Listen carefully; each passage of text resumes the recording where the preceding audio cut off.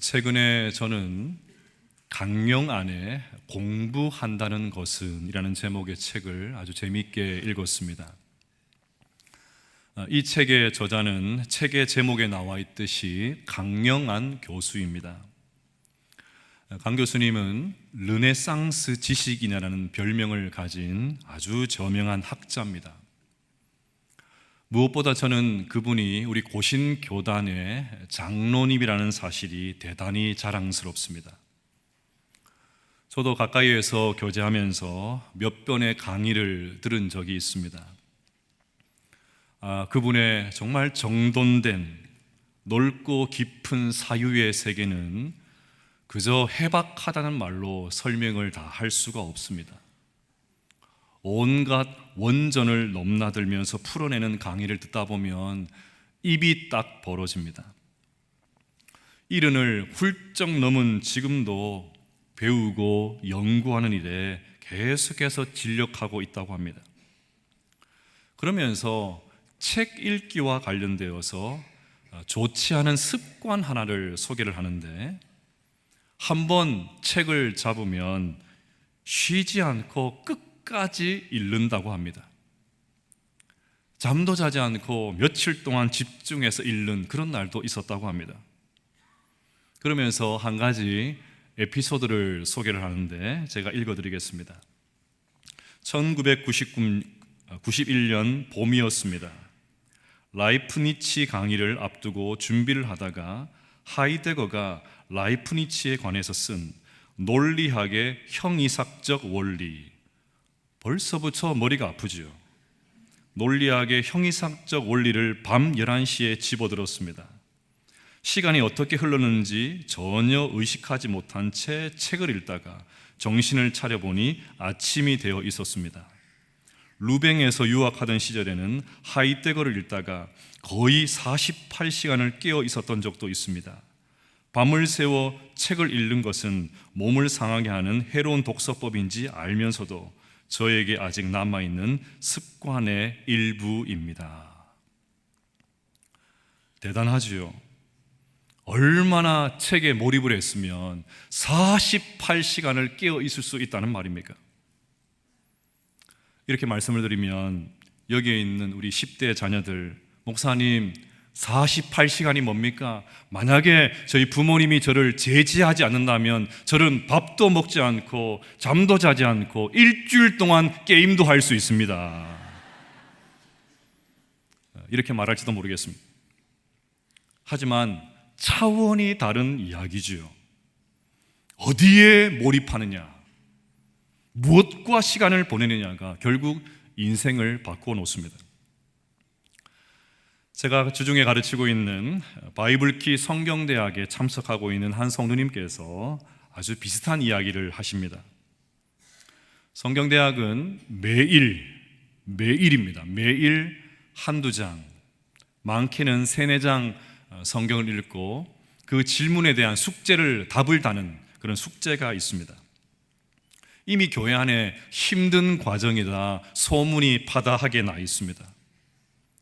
하지만 얼마든지 할 수 있습니다. 이미 많은 성도님들이 수료를 했고 이번 학기도 31분이 참석하고 있습니다. 힘든 과정인 만큼 마치고 나면 엄청난 성취감이 있고 무엇보다 성경을 가까이 할 수 있는 습관을 가질 수 있으니까 주저하고 계신 분들은 다음 학기에 꼭 참석하시면 좋겠습니다. 첫 시간에 숙제와 관련된 공지를 할 때 여러분 매일 밥을 먹는 것처럼 숙제를 미루지 말고 매일 하십시오. 신신당부를 합니다. 매일 하면 부담이 안 되는데 몰아서 하면 힘들어지기 때문입니다. 그런데 한 성도님은 일주일치 숙제를 한 자리에 앉아서 새벽 2시까지 끝낸다고 합니다. 그러면서 아주 중요한 말씀을 하시는데, 그렇게 성경에 몰입하고 있으면 시간 가는 줄 모른다고 하십니다. 몰입을 하면 시간 가는 줄 모른다. 요한 1서의 언어로 표현을 하면 사귐이라고 할 수 있을 것 같습니다. 주님이 너무 좋아서, 말씀을 통해서 주님을 만나는 것이 너무 좋아서 성경에 푹 빠져서 어떻게 시간이 가는 줄을 모릅니다. 우리도 그랬으면 좋겠습니다.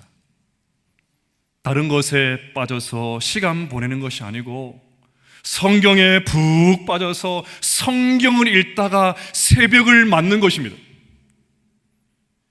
강영하 교수님이 책 읽다가, 철학책 읽다가 시간 가는 줄 모르고 그 책을 읽었다면 우리도 시간 가는 줄 모르고 성경 읽다가 아침을 맞는 경험, 늘 하는 게 아니고 하나님 앞에 설 때까지 한 번 정도는 그런 경험을 하면 얼마나 좋을까, 그런 생각을 한번 해보았습니다. 이렇듯 주님과 교제하고 주님을 알아가는 것은 우리의 신앙의 여정에 매우 중요합니다. 그런데 지난 주일 설교를 한번 떠올려 보십시오. 우리가 주님을 안다고 자신 있게 말하려면 어떻게 해야 된다고 했습니까? 우리가 주님과 교제하고 있다는 것을 무엇으로 증명해야 된다고 했습니까? 주여 주여, 그저 주여 주여 말로 하는 것으로 입증되지 않습니다. 오늘과 같이 주일날 예배당에 앉아 있다고 해서 그것이 입증되는 것도 아닙니다. 우리가 그의 계명을 지키면,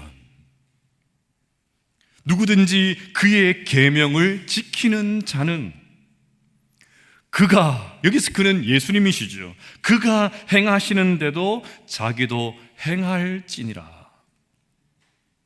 계명과 말씀에 순종하고 예수님처럼 사는 것을 통해서 입증해야 됩니다. 그래서 4절에서 사도 요한은 분명하게 말합니다.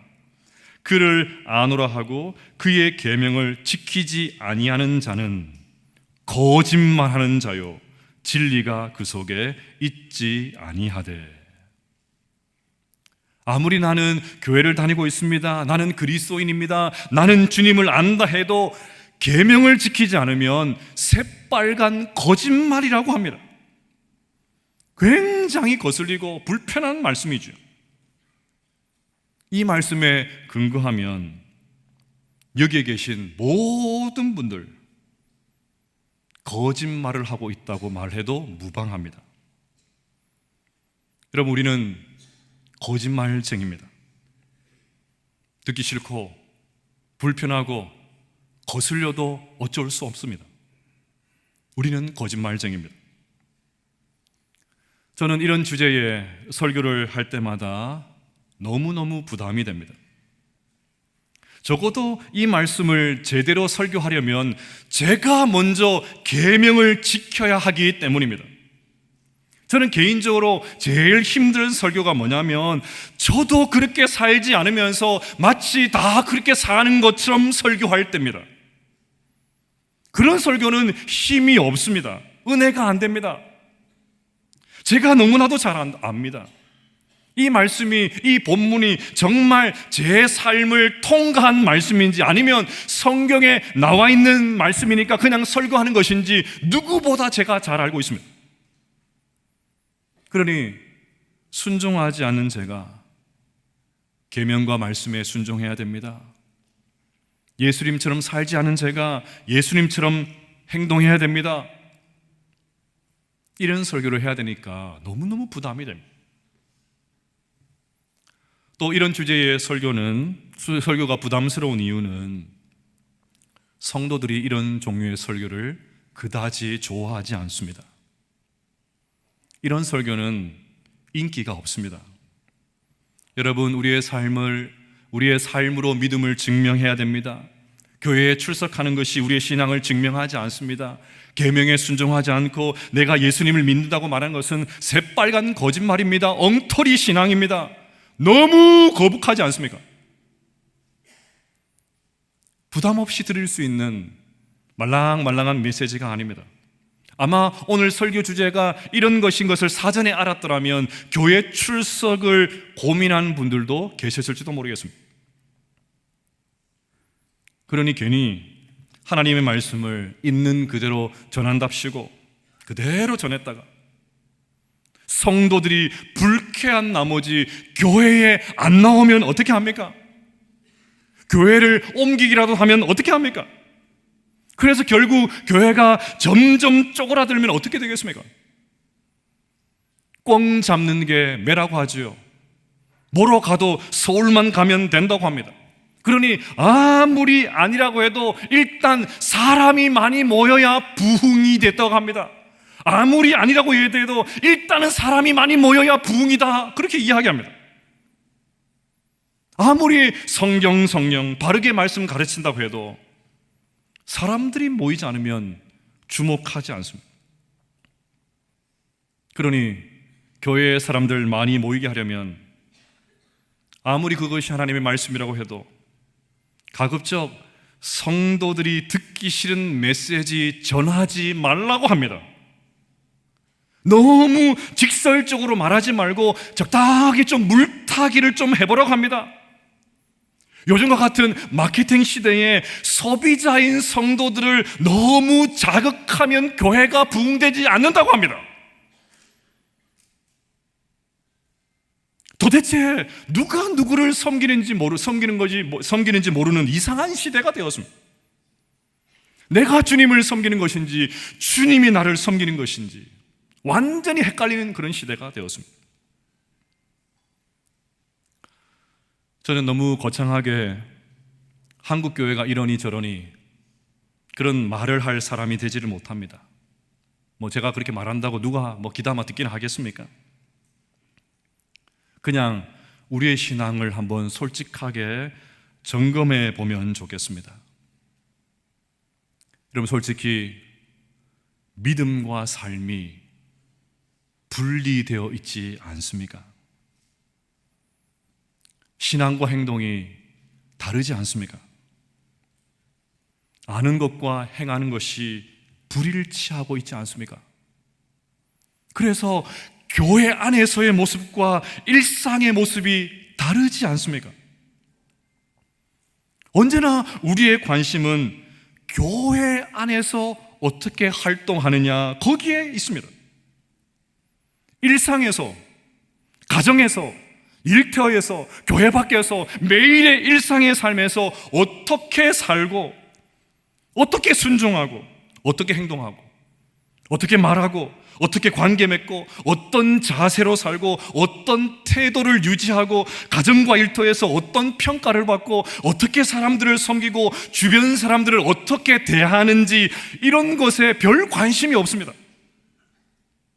그저 교회에 열심히 출석하고, 열심히 성경 읽고, 열심히 예배드리고, 열심히 기도하고, 열심히 헌금하고, 열심히 사역하면 그냥 덮어놓고 저 사람은 믿음이 좋은 사람이라고 여깁니다. 물론 교회 내에, 교회 안에서 활동 중요합니다. 교회 안에서 제대로 활동하지 않으면서 교회 밖에서 제대로 산다, 그것은 말이 되지 않습니다. 문제는 우리의 신앙이 교회 안에서만 머무는 것입니다. 교회라고는 처음 나온 새 가족들을 등록하실 때 제가 어떻게 교회를 오시게 되셨습니까? 이렇게 물어보면 아무개 성도님 때문에 나왔습니다, 그런 이야기를 하십니다. 불신자들의 눈에 신자의 삶이 매력적으로 보였기 때문입니다. 참 감사한 일이죠. 우리 교회 안에도 이런 매력적인 성도님들 많이 계십니다. 그와 반대로 성도라고 말하는 우리가 제대로 살지를 못해서 신자인 우리에게 실망한 나머지 교회와 하나님에 대해서 오해하고 교회와 벽을 쌓고 있는 분들도 계십니다. 교회 다닌다고 해서 저 사람을 믿었는데 안타깝게도 믿는 도끼에 발등을 찍힌 분들도 계십니다. 예수 믿는다고 해서 기대했다가 낭패를 본 분들도 계십니다. 그래서 사람들이 예수쟁이들 입만 살았다고 조롱합니다. 물에 빠지면 저 사람들 입만 동동 뜨겠다 비아냥거립니다. 아프지만, 자존심 상하지만 솔직하게 인정하십시다. 아는 것과 행하는 것이 다른 우리의 모습을 인정하십시다. 교회 안과 밖이 다른 우리의 모습을 인정하십시다. 그러니 계명과 말씀에 순종하고 예수님처럼 살아야 된다는 말씀이 부담스럽지만 부담으로 끝내서는 안 됩니다. 거기서 멈추면 안 돼요. 이 말씀 앞에 우리 자신을 세워놓고 교회 안이 아닌 우리의 일상에서, 다시요, 우리의 일상에서 계명을 지키고 말씀에 순종하고 예수님처럼 살기를 결단하는 그 은혜가 우리 가운데 있게 되시기를 주님의 이름으로 축복합니다. 자, 그러면 오늘 본문으로 들어가 보겠습니다. 제가 오늘 설교의 서론을 이렇게 길게 한 이유는 오늘 본문이 지난주와 연결되기 때문입니다. 계명 지키고 말씀에 순종해라, 다 아는 말씀이지요. 뭐 더 설명이 필요하겠습니까? 그런데 조금은 추상적으로 들리지 않습니까? 무엇이 계명을 지키는 것인가 모호하게 들립니다. 그래서 사도 요한은 그 많은 계명 중에서 특별히 사랑하라는 계명을 우리에게 제시합니다. 흔히 기독교를 사랑의 종교라고 하죠. 교회를 다니지 않는 분들도 기독교는 사랑을 강조하는 종교다, 그것 정도는 다 알고 있습니다. 로마서 13장 10절 말씀을 같이 한번 읽어보겠습니다. 시작. 사랑은 이웃에게 악을 행하지 아니하나니 그러므로 사랑은 율법의 완성이니라. 아멘. 이 두꺼운 성경을 압축하면 결국 사랑만 남는다는 말입니다. 그러니 요한이 계명 중에서 특별히 사랑을 강조하는 것은 전혀 새로운 것이 아닙니다. 성도라고 하면 오래전부터 기가 따갑도록 계속해서 들어왔던 말씀입니다. 그래서 7절을 보면 사랑을 옛 계명이라고 합니다. 사랑하는 자들아, 내가 새 계명을 너희에게 쓰는 것이 아니라 너희가 처음부터 가진 옛 계명이니 이 옛 계명은 너희가 들은 바 말씀이거니와. 사랑하라는 말씀은 유대인들이 어려서부터 계속해서 들어왔던 말씀입니다. 전부 다 외우는 말씀입니다. 신명기 6장 4절과 5절 말씀을 같이 한번 읽어보십시다. 시작. 이스라엘아 들으라. 우리 하나님 여호와는 오직 유일한 여호와이시니 너는 마음을 다하고 뜻을 다하고 힘을 다하여 내 하나님 여호와를 사랑하라. 그런데 구약 성경에는 하나님 사랑만 나오는 것이 아닙니다. 레위기 19장 18절도 읽어보겠습니다. 시작. 원수를 갚지 말며 동포를 원망하지 말며 내 이웃 사랑하기를 내 자신과 같이 사랑하라. 나는 여호와이니라. 구약 성경에는 이웃 사랑도 나옵니다. 그래서 예수님께서 이 모든 것을 종합해서 이런 말씀을 하셨습니다. 예수께서 이르시되 내 마음을 다하고 목숨을 다하고 뜻을 다하여 주 너의 하나님을 사랑하라 하셨으니 이것이 크고 첫째는 계명이요 둘째도 그와 같으니 내 이웃을 내 자신같이 사랑하라 하셨으니 이 두 계명이 온 율법과 선지자의 강령이니라. 유대인들은 사랑하라는 계명을 수천 년 동안 들어왔습니다. 초대교회 성도들 또한 믿음을 가진 다음에 줄곧 들어왔던 말씀이 사랑이었습니다. 그러니 사랑하라는 말씀 옛 계명 맞죠? 진부한 계명이죠. 다 아는 말씀입니다. 하도 많이 들어서 별 감동이 없는 말씀입니다. 어쩌면 잔소리처럼 들립니다. 그래서 마치 사춘기 자녀들이 부모의 말을 잔소리로 여기고 부모가 말을 하고 있는데도 버릇없이 중간에 딱 짝짝이고 들어와가지고 네, 또 그 말입니까? 다 압니다. 건성건성. 교회 가면 늘 하는 말이지.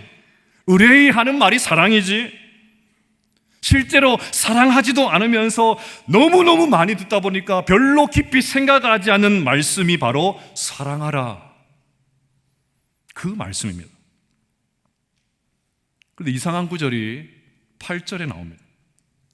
앞에서는 사랑하라가 옛 계명이라고 해놓고는 8절에서는 새 계명이라고 합니다. 다시 내가 너희에게 새 계명을 쓰노니 그에게와 너희에게도 참된 것이라. 이는 어둠이 지나가고 참빛이 벌써 비침이니라. 그럼 여기서 말하는 새 계명, 구체적으로 무엇을 뜻할까요? 9절부터 11절까지 말씀을 읽어보겠습니다. 시작. 빛 가운데 있다 하면서 그 형제를 미워하는 자는 지금까지 어둠에 있는 자요, 그의 형제를 사랑하는 자는 빛 가운데 거하여 자기 속에 거리낌이 없으나 그의 형제를 미워하는 자는 어둠에 있고 또 어둠에 행하며 갈 곳을 알지 못하나니 이는 그 어둠이 그의 눈을 멀게 하였음이라. 아멘. 새 계명 또한 앞에서 말한 옛 계명과 같은 사랑이었습니다.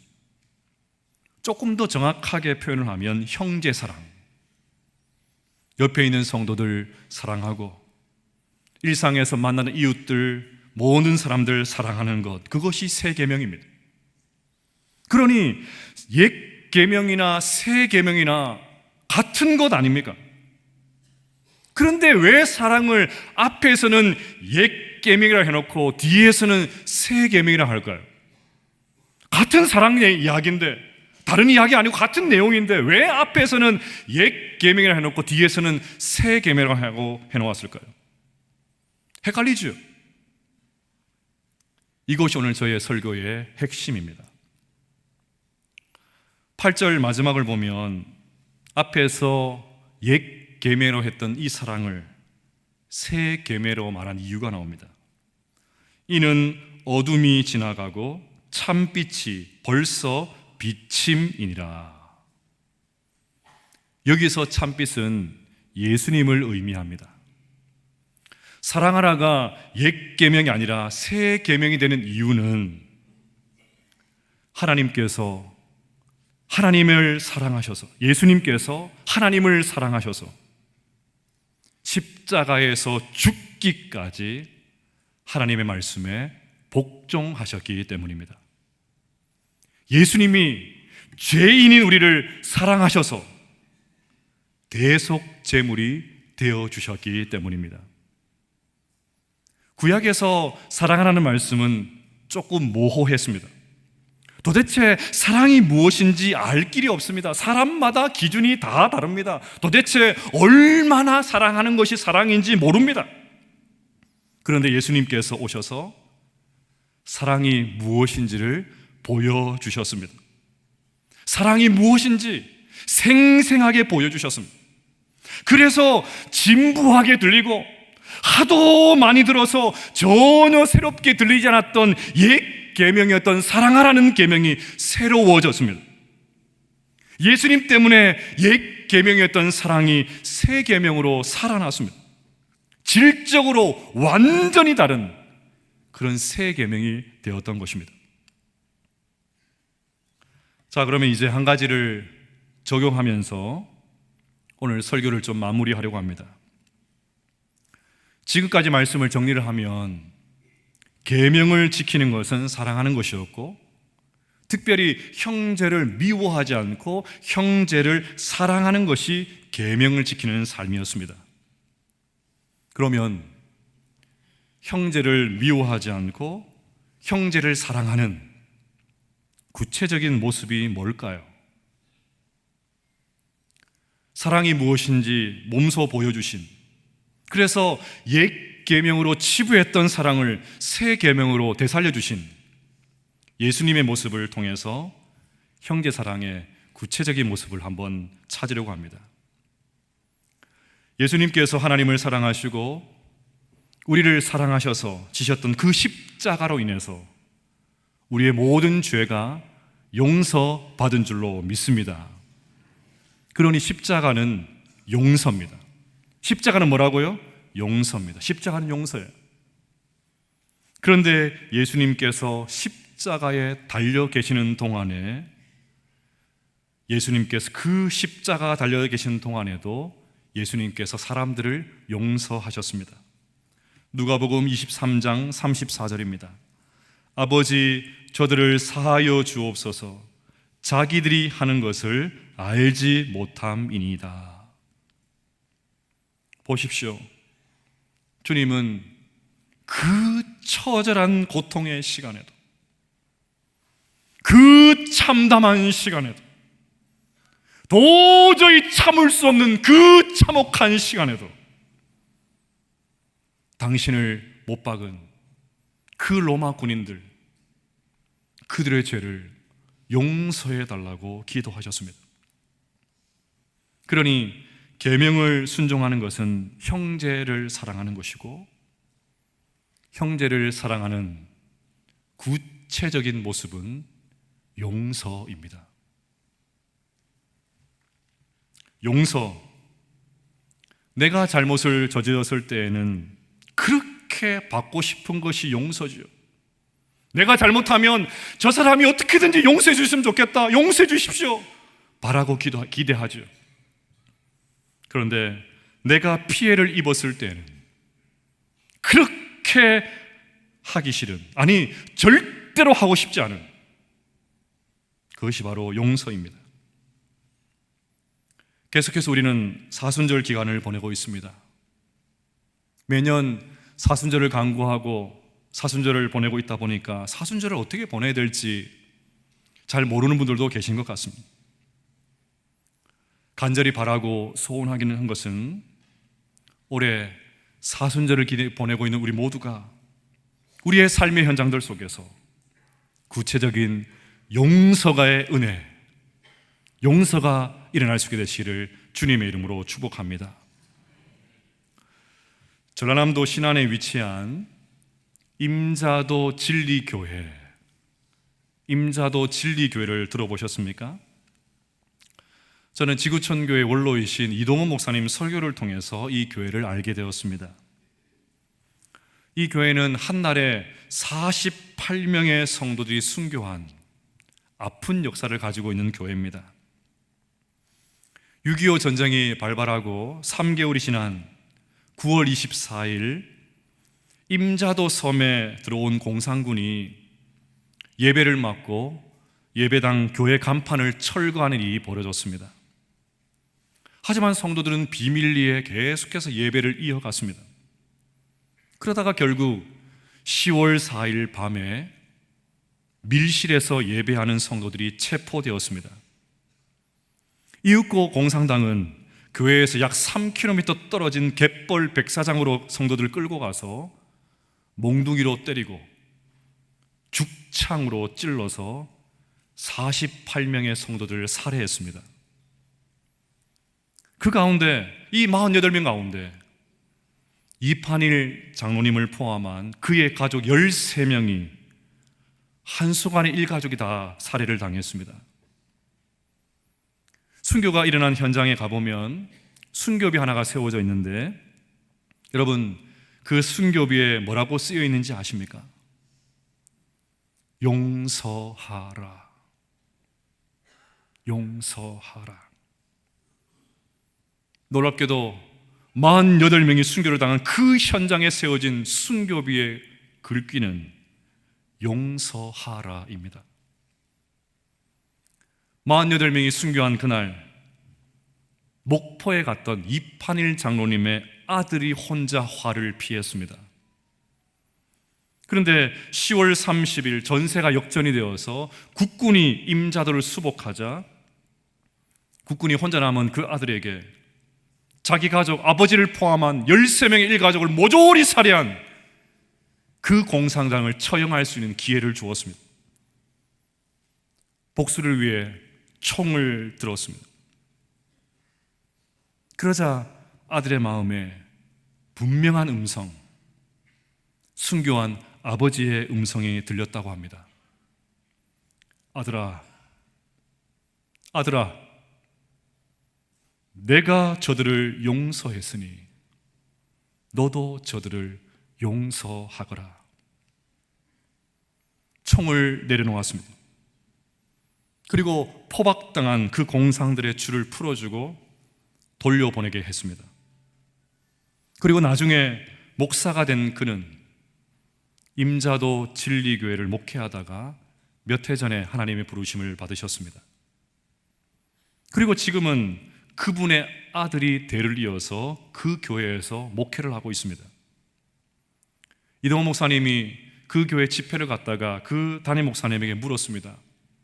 목사님, 어찌해서 지난 이야기니까 어찌해서 용서는 할 수 있을지 모르겠는데 어떻게 목사님의 가족들이 다 죽은 끔찍하게 살해당한 이 마을에서, 이 섬에서 3대째 목회를 할 수 있습니까? 물었습니다. 그랬더니 목사님께서 그 교회당 앞에 붙어있는 간판을 가리키면서 읽어보라고 하십니다. 그 간판은 임자도 진리교회 성도들의 실천 목표가 적혀 있는데 내용이 가히 충격적입니다. 평생 죽자, 매일 죽자, 날마다 죽자, 오늘도 죽자, 죽어야 산다, 나는 죽자, 예수로만 살자. 같이 한번 읽어볼까요? 평생 죽자, 매일 죽자, 날마다 죽자, 오늘도 죽자, 죽어야 산다, 나는 죽자, 예수로만 살자. 할렐루야.